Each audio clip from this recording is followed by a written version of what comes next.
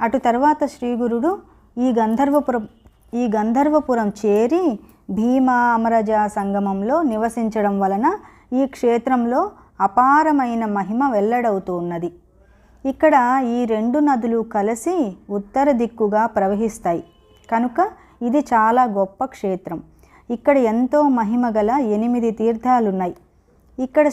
ఇక్కడ కూడా శ్రీగురుడు అదృశ్య రూపంలో నిత్య నివాసం చేస్తూ ఉన్నారు. ఆయన దివ్యపాదాలలోనే సమస్త తీర్థాలున్నప్పటికీ మరుగుపడిన ఈ క్షేత్ర మాహాత్మ్యము లోకానికి తెలపడానికే ఆయన ఇక్కడ విజయం చేస్తున్నారు. ఆయన మొదట ఇక్కడ కూడా తమ మహిమ ప్రకటమవనీయక గుప్తంగా సాధు జీవితం గడిపేవారు. ఆయన సంగమం వద్ద అడవిలో సంచరిస్తూ దగ్గరలోనున్న గంధర్వపురానికి భిక్షకు వెళ్ళేవారు. ఆ గ్రామంలో సుమారు 100 బ్రాహ్మణ కుటుంబాలు ఉండేవి. వారంతా వేద విధులు. ఆ గ్రామంలో గుణవంతుడైన ఒక పేద బ్రాహ్మణుడు ఉండేవాడు. అతని భార్య పతివ్రత. వారికి ఒక ముసలి గొడ్డు బర్రె ఉండేది. గ్రామంలోని రైతులు దానిని మట్టి, ఇసుక మొదలైనవి మోయించుకోవడానికి అద్దెకు తీసుకెళ్లేవాళ్ళు.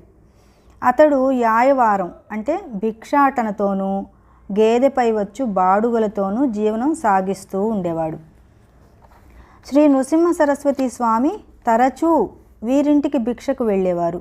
అది చూచి కొందరు గ్రామంలో శ్రోత్రియులము శ్రీమంతులము అయిన బ్రాహ్మణులము ఇంతమంది ఉండగా ఈ సన్యాసి మన ఇండ్లకు భిక్షకు రాకుండా ఆ దరిద్ర బ్రాహ్మణుని ఇంటికే వెళ్ళాలా, అక్కడ ఆయనకి ఏమి దొరుకుతుంది అని విమర్శిస్తూ ఉండేవారు.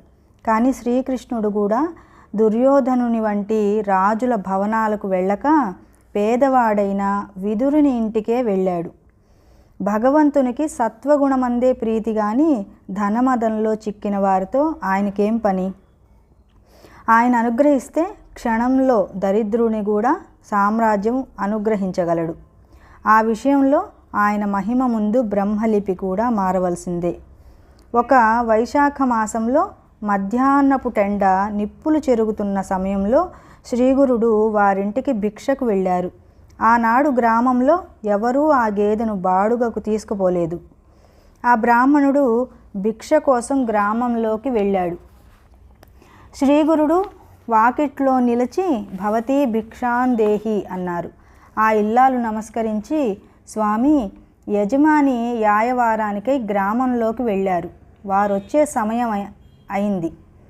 కోపగించక దయతో కొద్దిసేపు మీరీ ఆసనం మీద కూర్చోండి అని పీట వేసింది.